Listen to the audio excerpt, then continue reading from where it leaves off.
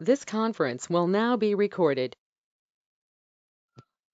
अच्छा सुनो। जैसा मैंने लास्ट डे आप लोगों को बताया कि फर्स्ट ऑफ ऑल आप लोगों को करना क्या है। फर्स्ट ऑफ ऑल आप लोगों को करना यह है कि कुछ अर्निंग पे हेड क्रिएट करना है। अब वो अर्निंग पे हेड में आप लोगों का ये पे हेड क्रिएशन में बहुत सारा टाइप का पे हेड आता है। सबसे पहले जो पे हेड आप लोगों को क्रिएट करना है वो है earning for employ. Earning for employ pay head कौन सा होता है? वो पे हेड होता है जिसके थ्रू एम्प्लॉय को सैलरी मिलता है, पैसा मिलता है। तो सैलरी में एक होता है फिक्स पार्ट जो आपका सैलरी होगा, और एक हो जाता है वेरिएबल पार्ट जो कभी मिल भी सकता है कभी नहीं भी मिल सकता है, और वो है बोनस, इंसेंटिव या फिर इस तरह का कुछ होता है। तो वहां पे हम लोगों ने 5 टाइप्स ऑफ पे हेड क्रिएट किया, जहां पे हमने basic, HRA, conveyance, over time, incentive किया। ठीक है, ये हम लोगों ने किया था। Yes sir.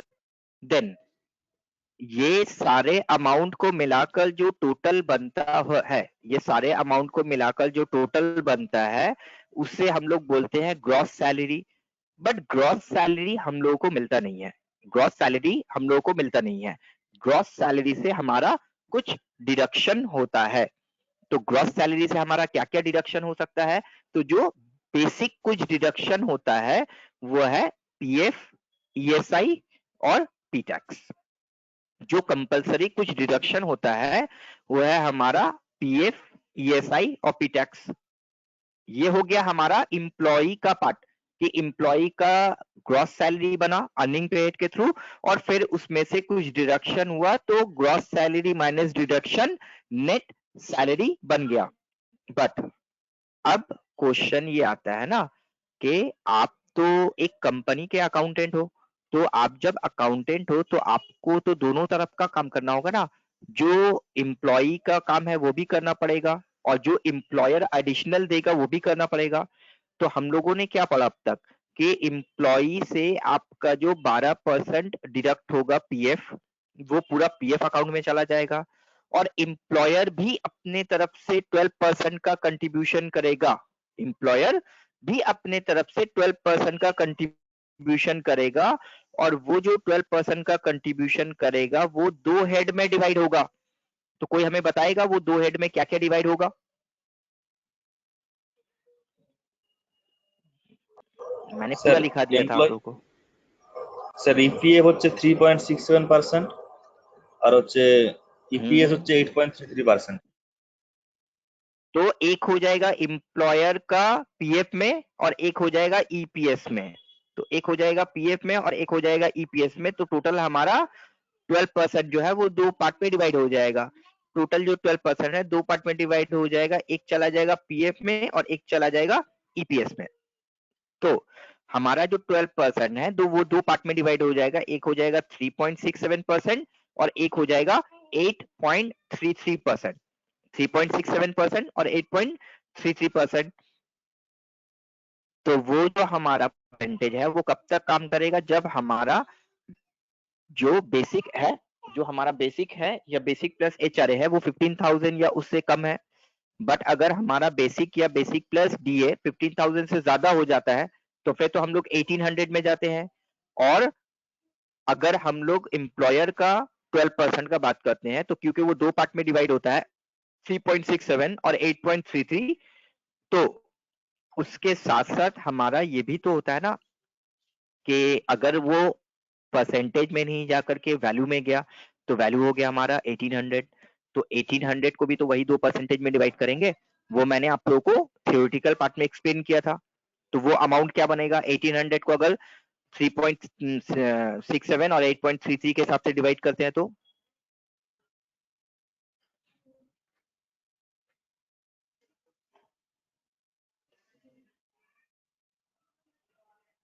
बताओ कितना होगा?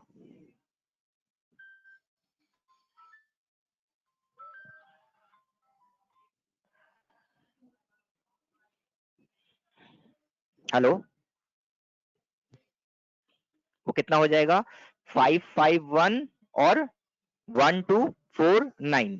वो दो पार्ट क्या हो जाएगा हमारा? 551 और 1249। अच्छा थोड़ा सा 1 मिनट होल्ड करो आप लोग।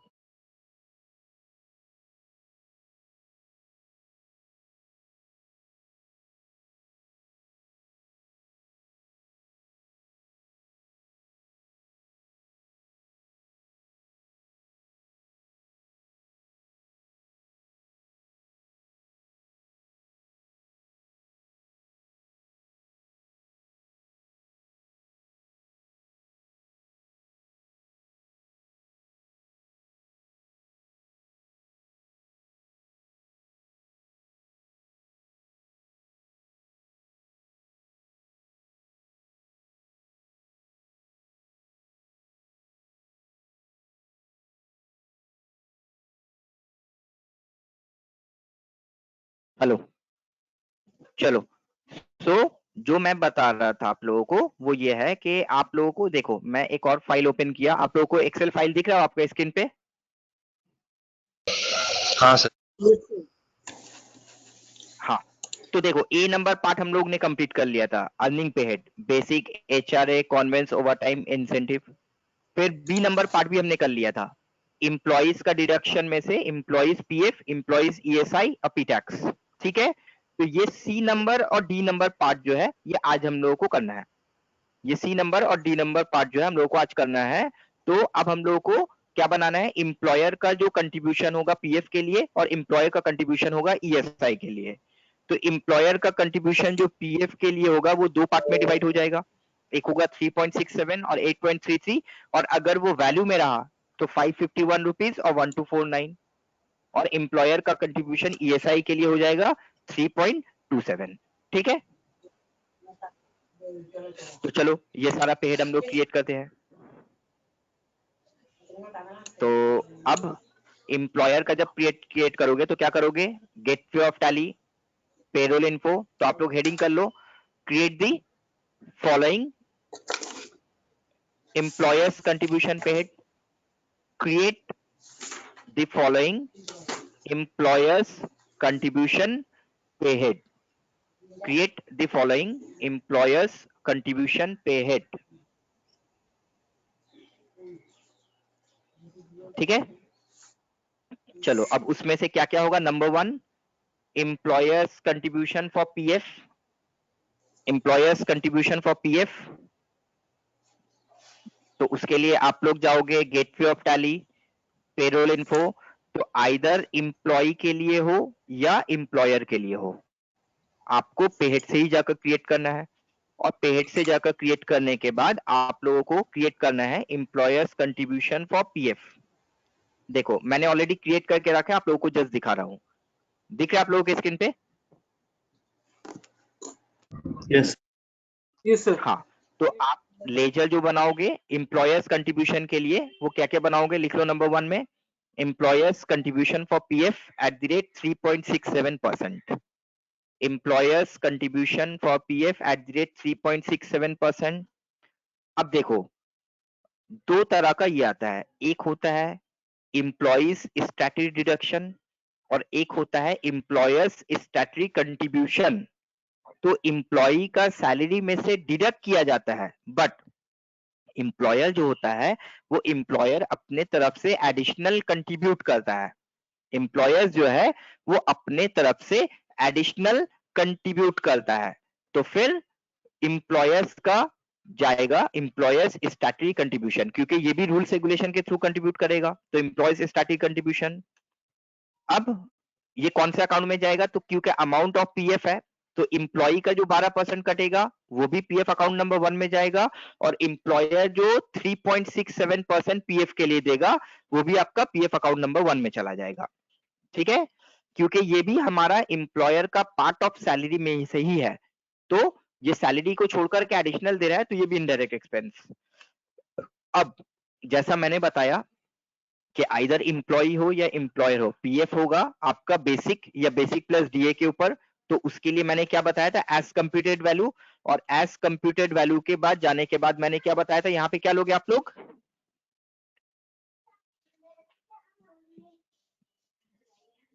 यहाँ पे क्या लोगे आप लोग, ऑन स्पेसिफाइड फॉर्मूला, क्योंकि आपको दूसरे किसी हेड के ऊपर कैलकुलेट करना है ना, तो ऑन स्पेसिफाइड फॉर्मूला ले लोगे।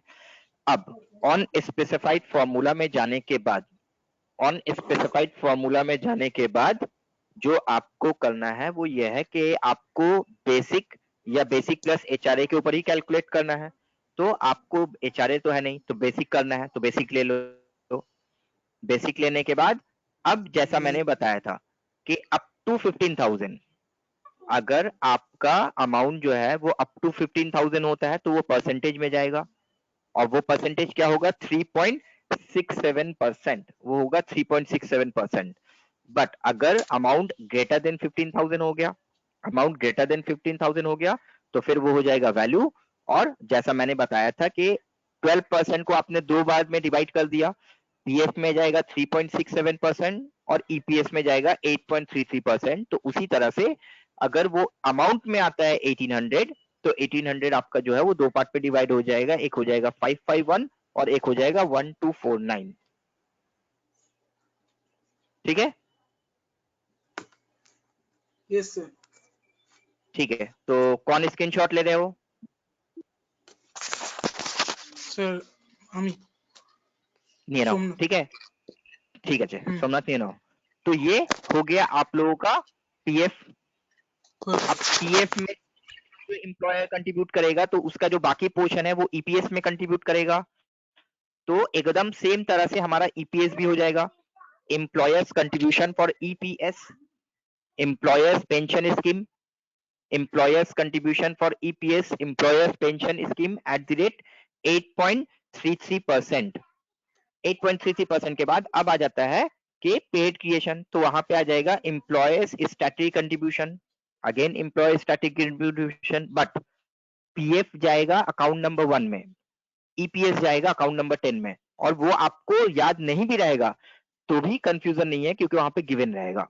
ठीक है, तो EPS account number 10, again indirect expense, और एज इट इज आपका पीएफ के तरह ही होगा, बट यहाँ पे आपका जो होगा वो क्या होगा कि वो आपका जो है वो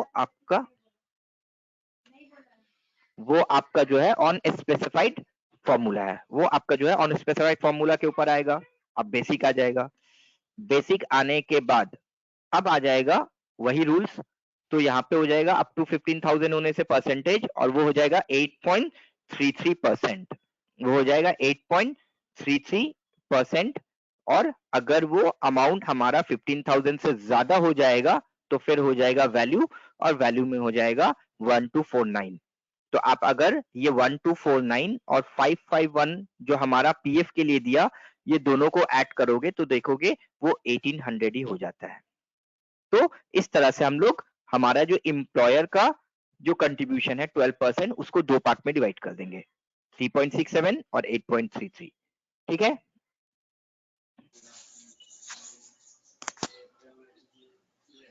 यस सर। कोई कंफ्यूजन किसी को, कुछ पूछना है? नहीं सर। ओके, तो ये हो गया हमारा। और जैसा हमने बताया कि हमारा एम्प्लॉई से ईएसआई डिडक्ट होता है और एम्प्लॉयर भी ईएसआई में कंट्रीब्यूट करता है, बट एम्प्लॉई से जो डिडक्शन होता है वो कम होता है। यहाँ पे एम्प्लॉई का और एम्प्लॉयर का जो कंट्रीब्यूशन और डिडक्शन है वो इक्वल नहीं होगा, वो इक्वल नहीं होगा। यहाँ पे जो होगा वो ये होगा कि एम्प्लॉई से कम अमाउंट डिडक्ट किया जाएगा और वो हो जाएगा 0.25% या 0.75%, और एम्प्लॉयर जो कंट्रीब्यूट करता है वो हो जाता है 3.25%। तो दोनों मिलाकर 4% हो जाता है। तो एम्प्लॉई का तो मैंने बना लिया, अब आ जाते हैं एम्प्लॉयर का। तो एम्प्लॉयर में फिर क्या बनाएंगे, employers contribution for ESI eight the rate 3.25%, और ये परसेंट वगैरह मेंशन कर दोगे ना तो एकदम क्लियर कंसेप्ट हो जाएगा लेजर का। तो employers contribution for ESI eight the rate 3.25%। अब ये कहां पे चला जाएगा, ये भी तो एम्प्लॉयर का कंट्रीब्यूशन है, तो एम्प्लॉयज स्टैटिक कंट्रीब्यूशन में चला जाएगा। बट जैसा एम्प्लॉय का ईएसआई जो है वो एम्प्लॉयज स्टेट इंश्योरेंस में गया था, एम्प्लॉयर का भी ईएसआई जो है वो एम्प्लॉयज स्टेट इंश्योरेंस में चला जाएगा। अब इनडायरेक्ट एक्सपेंस, ये भी हमारा एज कंप्यूटेड वैल्यू हो जाएगा। एज कंप्यूटेड वैल्यू होने के बाद बट यहाँ पे एक चेंजेस होगा। वो क्या चेंजेस होगा, जैसे मैंने बताया कि आप लोगों का पीएफ या फिर पीएफ ईपीएस जो है वो बेसिक या बेसिक प्लस एचआरए के ऊपर होता है डिडक्शन। बट हमारा जो ईएसआई है वो ईएसआई जो है वो ग्रॉस सैलरी के ऊपर कैलकुलेट होता है। तो क्योंकि वो ग्रॉस सैलरी के ऊपर कैलकुलेट होता है तो फिर उसमें आप लोग यहाँ पे क्या लोगे, ऑन स्पेसिफाइड फॉर्मूला नहीं लोगे। ऑन स्पेसिफाइड फॉर्मूला कब लेंगे, जब किसी दूसरे पे हेड के ऊपर परसेंटेज में जाता है। यहाँ पे तो एक particular group of set head के ऊपर आएगा ना, तो यहाँ पे क्या ले लोगे, on current earning too. On current earning total. On current earning total का मतलब ग्रॉस सैलरी, टोटल अर्निंग। तो उसके ऊपर हमारा परसेंटेज में जाएगा 3.25%। चलो देख लो, किसी को कोई कंफ्यूजन है तो पूछ लो, अदरवाइज स्क्रीनशॉट ले लो।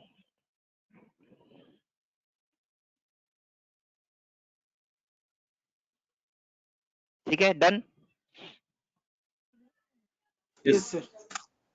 चलो, तो एम्प्लॉयर का अब थोड़ा सा हम सिस्टमेटिक वे में आते हैं। सैलरी, सैलरी का मतलब क्या होता है कि आपका जो सैलरी है या सैलरी इंसेंटिव सब मिलकर के जो है वो सैलरी हुआ, उसमें से आपका एम्प्लॉयर जो है वो पीएफ ईएसआई डिडक्ट किया, ये हो गया एम्प्लॉय का आपका पार्ट।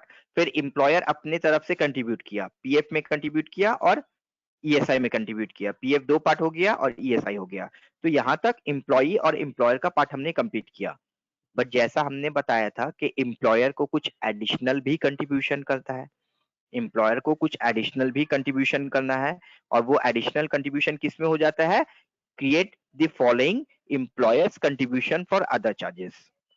एम्प्लॉयर को दो अदर चार्जेस में भी कंट्रीब्यूशन करना पड़ता है।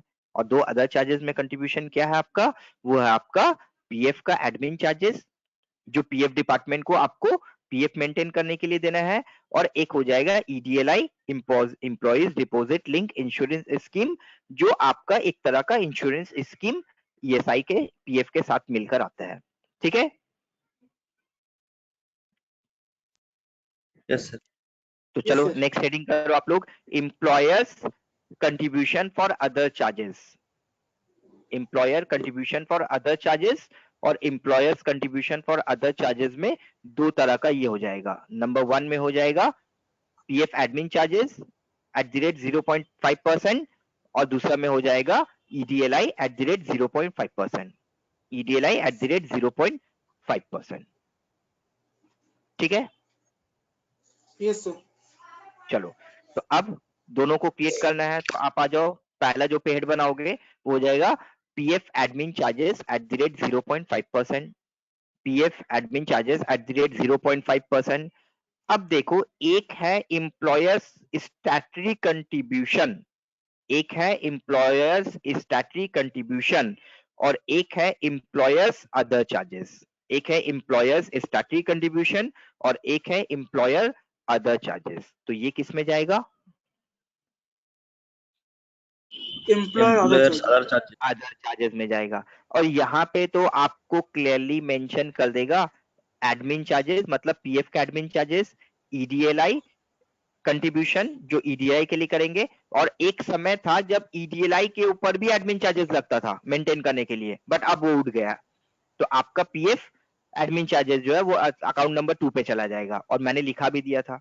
और ये चला जाएगा आपका करंट लायबिलिटी में। लायबिलिटी में जाने के बाद सिंपली आप परसेंटेज दे दोगे 0.5%। बाकी सारा सेटअप यहाँ पे किया हुआ रहता है, यहाँ पे आपको और कुछ नहीं करना है।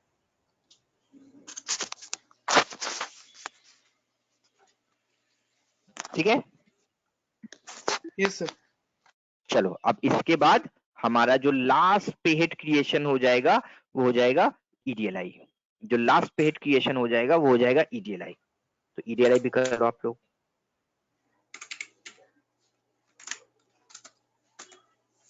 तो ईडीएलआई का भी सिस्टम वही हो जाएगा, EDLI at the rate 0.5%। Employers contribution for other charges, मतलब employers other charges. EDLI contribution account number 21 में जाता है, ईडीएलआई कंट्रीब्यूशन अकाउंट नंबर 1 में जाता 21 में जाता है, करंट लायबिलिटी, और जाने के बाद 0.5%।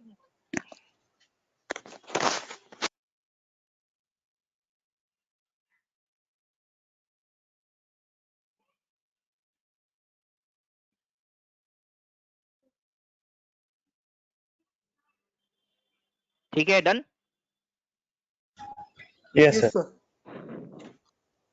चलो, तो ये हमारा पोर्शन हो गया कंप्लीट, ये हमारा पोर्शन हो गया कंप्लीट। अब आप लोग थोड़ा सा, जो मैंने आप लोगों को ग्रुप में असाइनमेंट भेजा है वो असाइनमेंट ओपन करोगे? मैंने जो ग्रुप में आप लोगों को असाइनमेंट भेजा है, Yes, sir.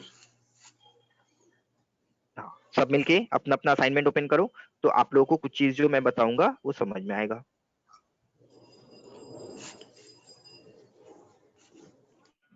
देखो, सबसे पहले असाइनमेंट नंबर 1 चैप्टर 4.2 जो 2 पेज का असाइनमेंट था, ठीक है?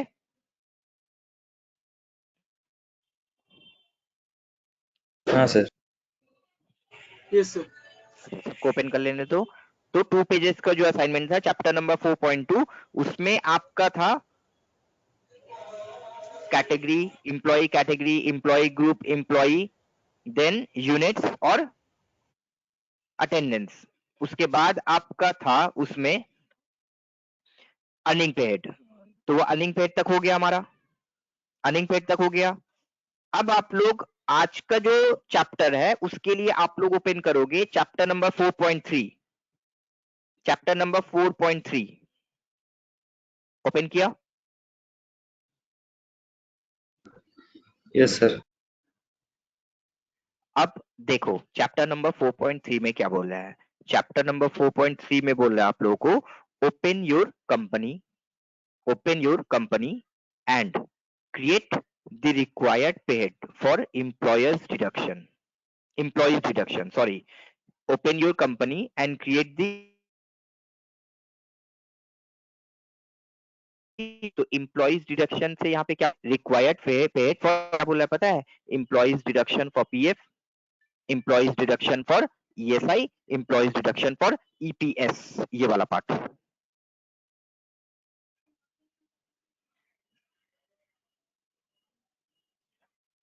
ठीक है, समझ में आ गया?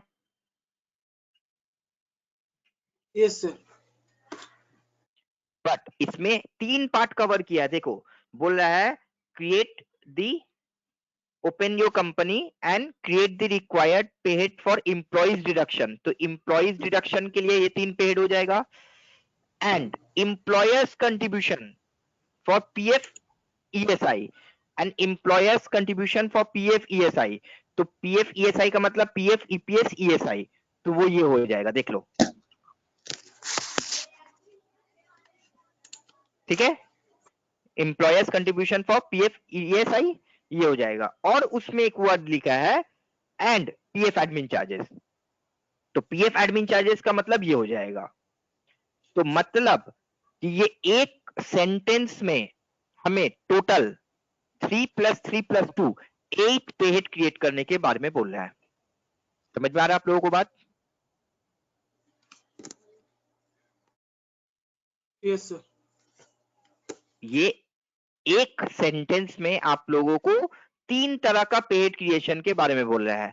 Create the following employees deduction paid, employees deduction paid में 3 आ जाता है, and employers contribution for PF ESI, तो employers contribution for PF 2 part में आ जाता है, और ईएसआई वो 3 लेजर पेड, और पीएफ एडमिन चार्जेस, तो पीएफ एडमिन चार्जेस का मतलब होता है पीएफ एडमिन चार्जेस और ईडीएलआई, तो 3 + 3 + 2 टोटल 8 पेड क्रिएशन के बारे में वो एक सेंटेंस में बोल रहा है। ठीक है, समझ में आ गया सबको? यस। अपर्णा, जुनैद,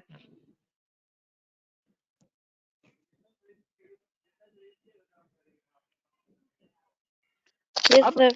आ जाता है, हाँ अब आ जाता है उसके बाद वाला क्वेश्चन।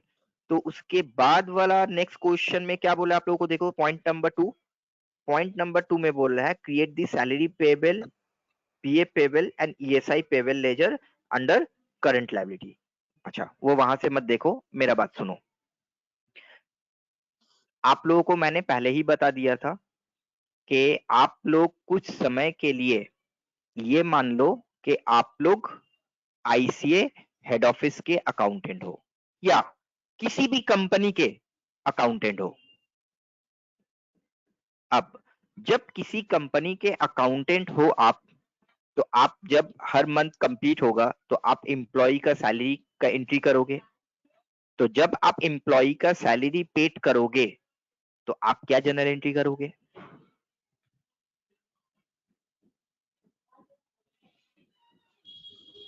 क्या जनरल एंट्री करोगे आप सैलरी पेमेंट का?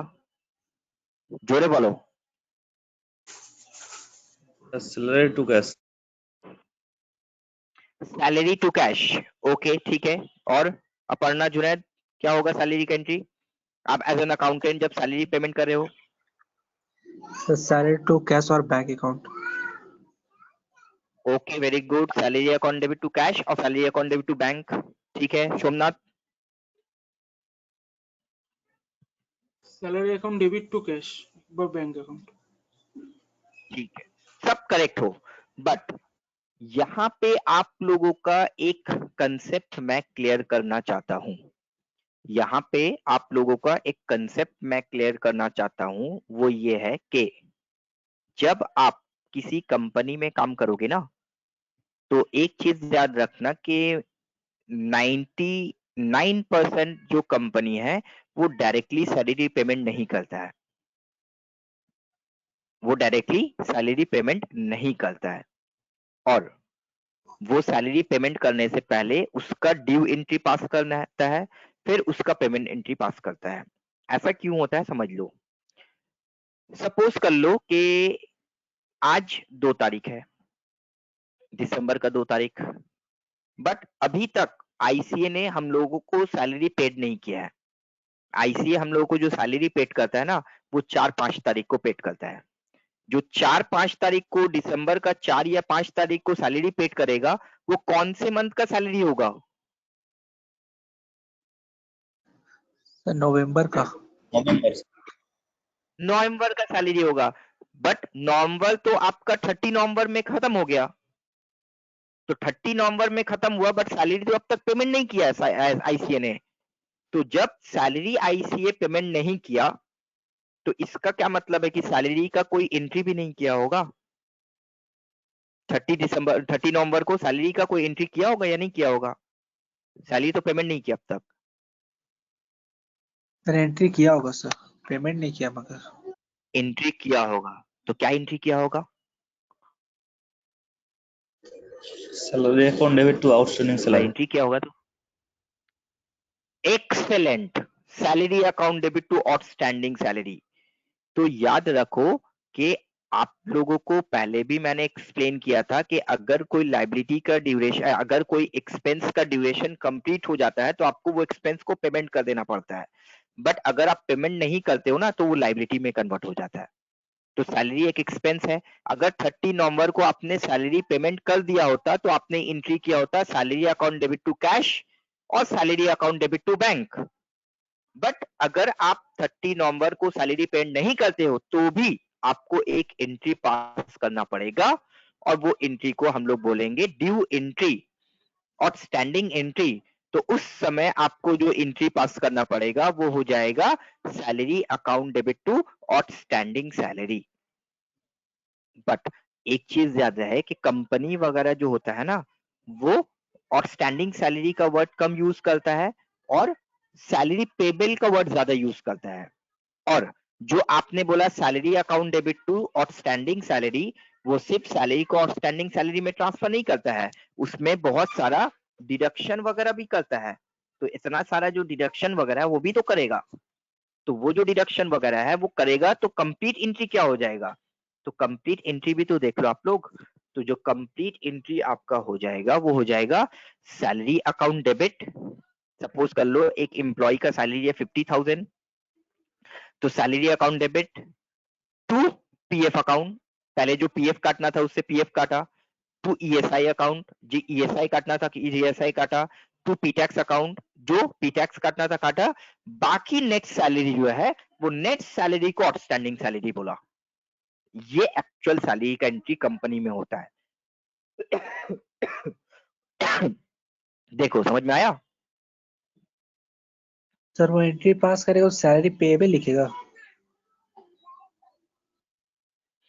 हाँ, ये एक्चुअल में आप लोग जो आउटस्टैंडिंग सैलरी बोल रहे हो ना, आउटस्टैंडिंग सैलरी और सैलरी पेबल दोनों एक ही है।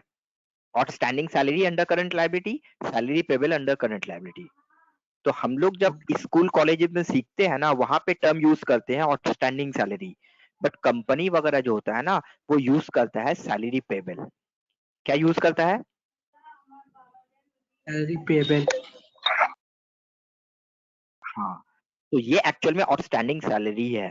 तो अब समझ में आया आप लोगों को? जी sir. Yes, sir.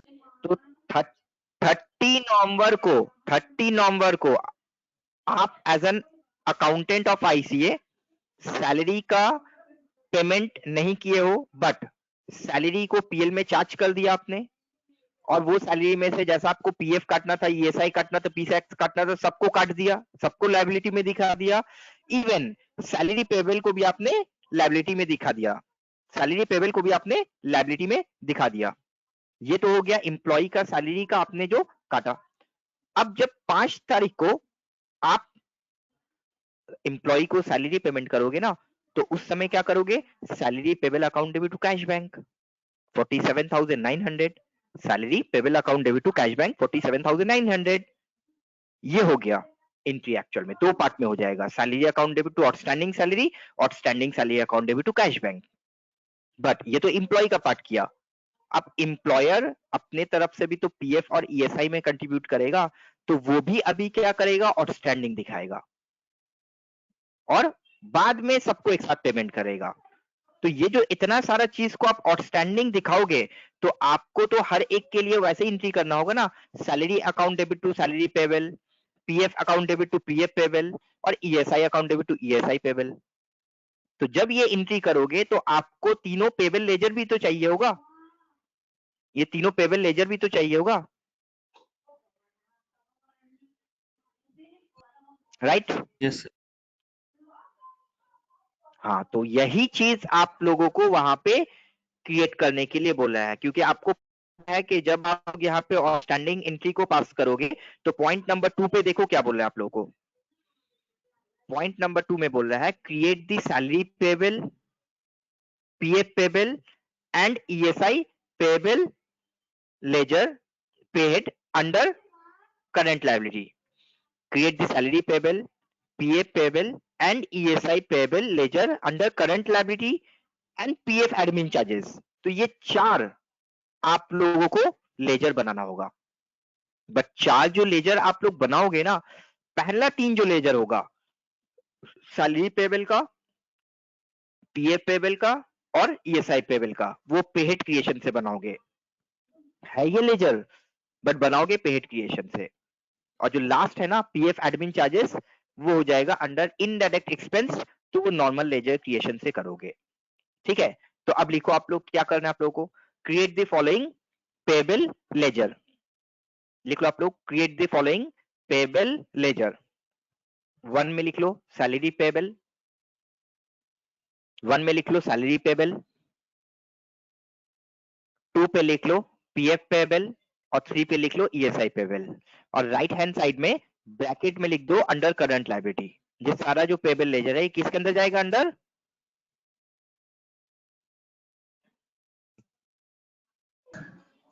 Current liability. Yes, ठीक है। और पीएफ एडमिन चार्जेस अलग से लिख लो under indirect expense, PF admin charges under indirect expense. तो चलो अब टैली पे कैसे करके इसको बनाएंगे। तो टैली पे क्योंकि आपको PF salary payable, PF payable, ESI payable जो है, उसको आपको पेहेड क्रिएशन से ही करने बोला है, आपको लेजर क्रिएशन से करने के लिए मना किया है। तो आप वैसे ही जाओगे gateway of Tally, payroll info, payroll info में जाकर फिर से आप पेहेड में ही जाओगे, और पेहेड में जाकर के एक बनाओगे आप लोग salary payable laser. But salary payable का लेजर जो आप बनाओगे ना, तो सैलरी पेबल का लेजर आप जब बनाओगे, तो वो आपका किसके अंदर जाएगा? वो आपका जो है, वो बेसिकली सैलरी पेबल या पीएफ पेबल का लेजर बनाओगे ना, तो वो जाएगा अंडर करंट लायबिलिटी। किसके अंदर जाएगा? Current. बट क्या यहाँ पे करंट लायबिलिटी का लेजर दिख रहा है? यहाँ पे सर, यहाँ करंट तो नहीं। लायबिलिटी का लेजर दिख रहा है? नहीं सर। नहीं दिख रहा है तो पहले क्या करना होगा पता है आप लोगों को? पहले नॉट एप्लीकेबल करना पड़ेगा। जब नॉट एप्लीकेबल करोगे फिर आपको वहां पे करंट लायबिलिटी का ऑप्शन दिखेगा। याद रहेगा? Yes sir. हाँ, तो याद रहे salary payable, PF payable, ESI payable जो होगा वो लेजर से नहीं, आप लोगों को पेहेड क्रिएशन से करना है। और पेहेड क्रिएशन में नॉर्मली आप लोगों का जो होता है वो आप लोगों को करंट लायबिलिटी नहीं दिखता है, तो आप लोगों को पहले नॉट एप्लीकेबल करना पड़ेगा, फिर आप लोगों को करंट लायबिलिटी करना पड़ेगा। अच्छा 1 मिनट होल्ड करो।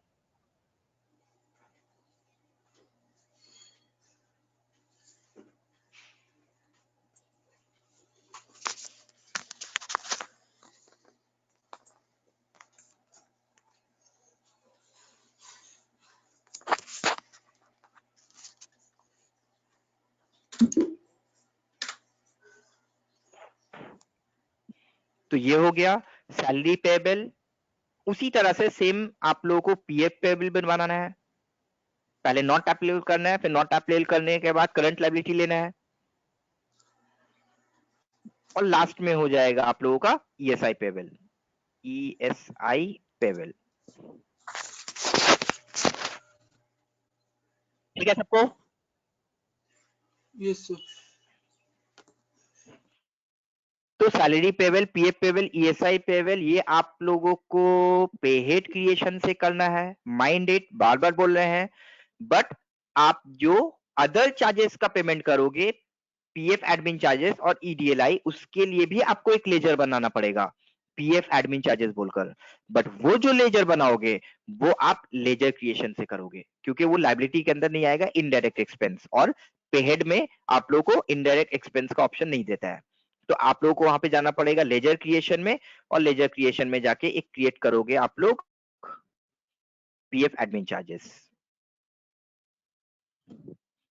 देख लो PF admin charges under indirect expense. But यहाँ पे एक ऑप्शन मिलता है use for payroll. Use for payroll इसको यस मत करोगे, रहने दोगे ऐसे ही। यूज फॉर पेरोल इसको यस करने की जरूरत नहीं है, ऐसे ही रहने दोगे।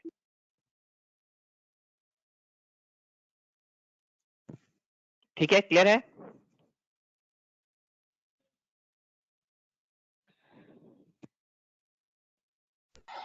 Yes. चलो ये हो गया आप लोग का।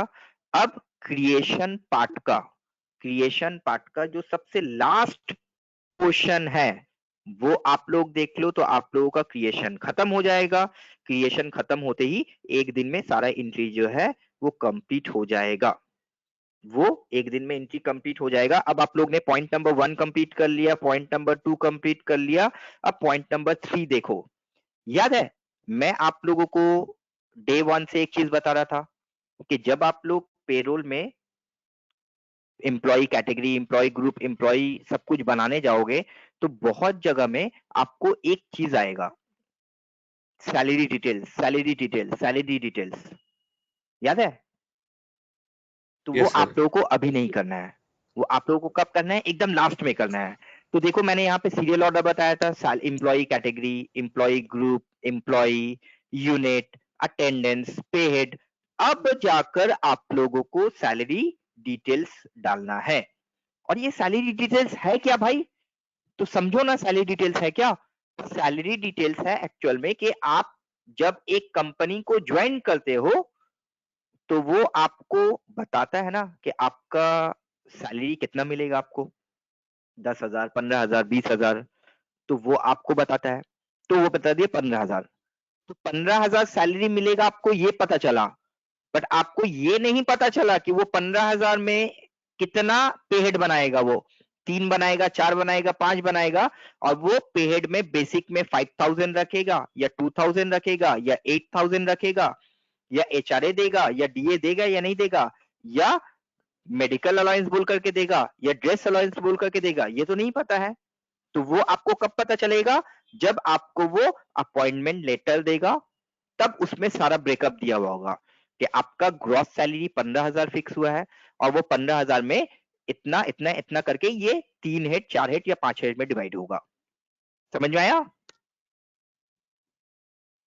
That is called Yes. Salary details.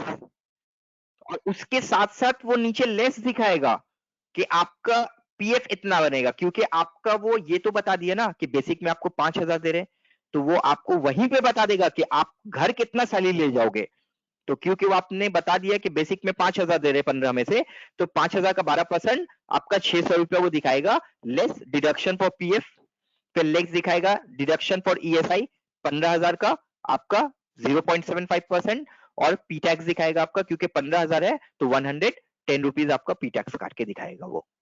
तो आपका वो जो 15,000 gross salary less PF 600 less ESI for example 200 और less P tax for example 110 दिखा करके जो टोटल बनेगा वो दिखाएगा आपको नेट सैलरी। समझ में आ गया?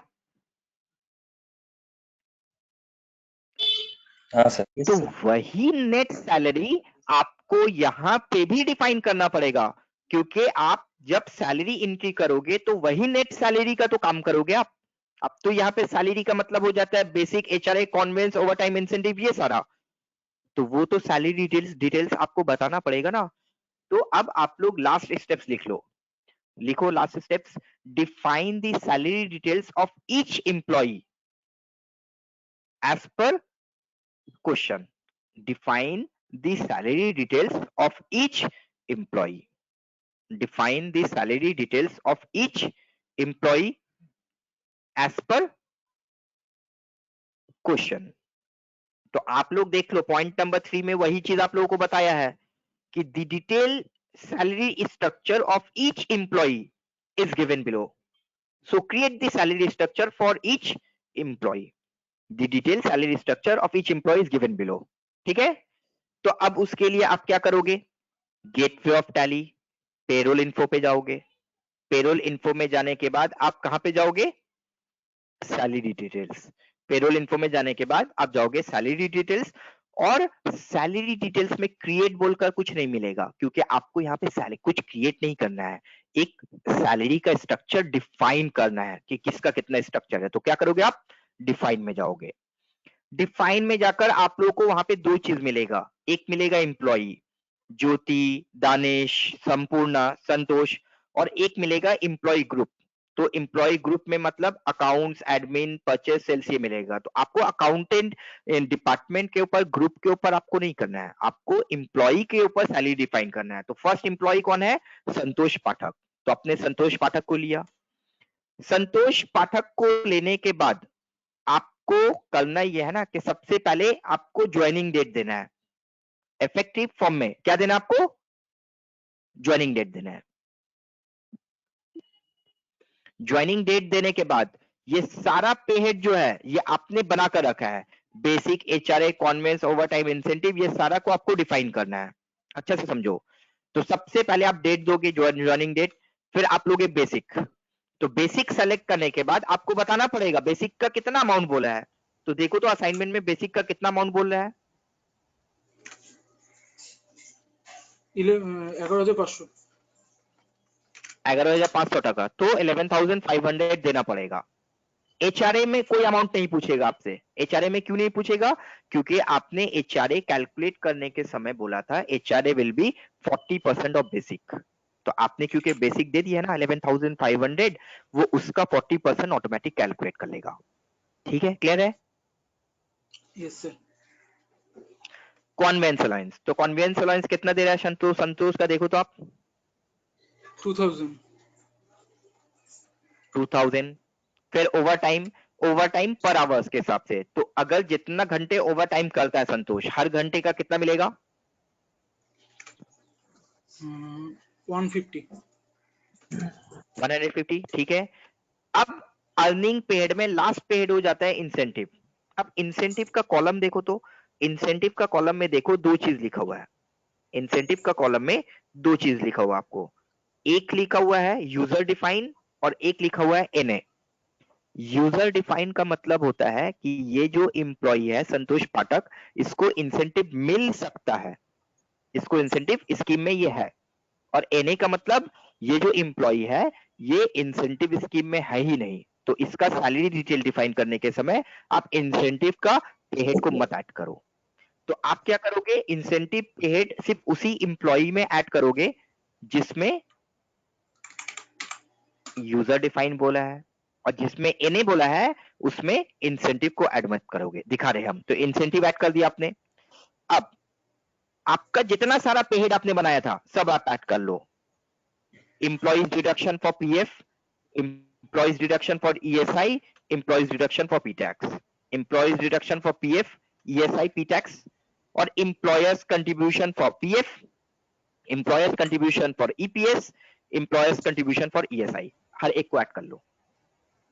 ठीक है, ऐड कर लिया? Yes sir. तो ऐड करके सेव कर दो। अब दूसरा एम्प्लॉय आ गया। दूसरा एम्प्लॉय कौन है? संपूर्ण बागची। संपूर्ण बागची में भी सबसे पहले डेट ऑफ ज्वाइनिंग दो। डेट ऑफ ज्वाइनिंग देने के बाद बेसिक, संपूर्ण बागची का बेसिक है 6000, एचआरए 6000 का 40%, कॉन्वेंस अलाउंस उसका है 800, ओवर टाइम उसका है 1000। बट संपूर्ण बागची में क्या इंसेंटिव दिया है? इंसेंटिव में क्या लिखा हुआ है देखो तो वहां पे। ना NA. एनए। तो क्या उसमें आप उसका सैलरी डिटेल्स में आप इंसेंटिव ऐड करोगे? नहीं सर। नहीं। तो इंसेंटिव लेजर छोड़कर, इंसेंटिव पे हेड छोड़कर बाकी सबको ऐड कर दो। PF, ESI, P tax, employ का जो डिडक्शन होगा, एम्प्लॉय का कंट्रीब्यूशन में पीएफ, ईपीएस, ईएसआई। देखो इसमें सिर्फ बात किया गया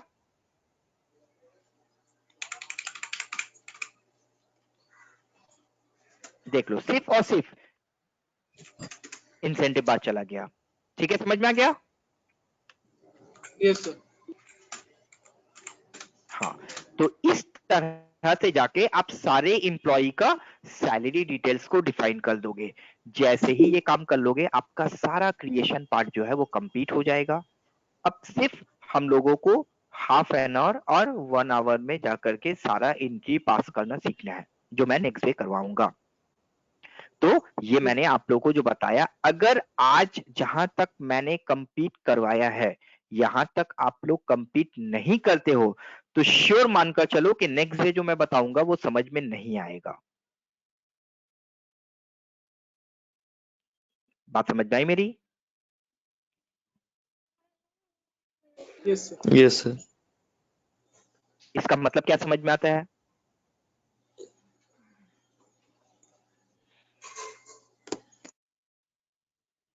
कि अप टू असाइनमेंट 5.3 आपको कंप्लीट करके रखना है, right? Yes, sir. Yes sir. चलो ठीक है, तो यहां तक आप कंप्लीट करके रखना। देन मैं लास्ट चैप्टर जो है आप लोगों का पेरोल कंप्लीट करवा दूंगा, जो आप लोगों को नेक्स्ट डे एंट्री कंप्लीट हो जाएगा, सारा कुछ कंप्लीट। ठीक है, तो वो मैं आप लोगों को फ्राइडे करवाऊंगा और फ्राइडे का टाइमिंग एज यूजुअल 3:30 होगा। ठीक है, ओके Okay, sir. चलो बाय। Bye sir.